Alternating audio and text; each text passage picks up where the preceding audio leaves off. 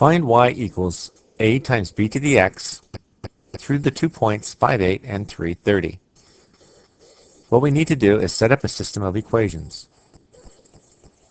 The 8 and the 30 take the place of y in each equation, and likewise the 5 and the 3 take the place of x.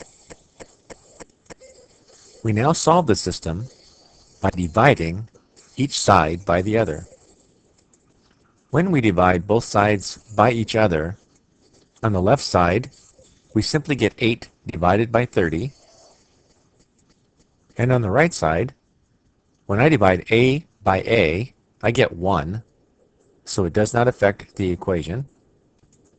But when I divide b to the 5th by b to the 3rd, I subtract the exponents to get b to the 2nd.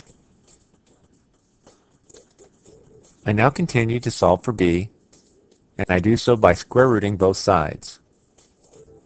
I first divide 8 by 30 to get 0.267.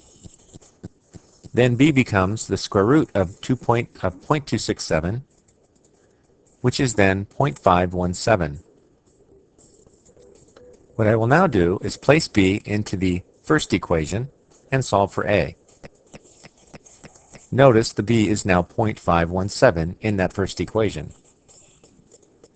I now simplify the equation by taking the 5th power of 0.517. That becomes 0.037. And now solving for a, I divide both sides by 0.037. And a becomes 216.2. I now replace the a and the b in the original equation and leave x and y open, and my final equation is y equals 216.2 times 0.517 to the x.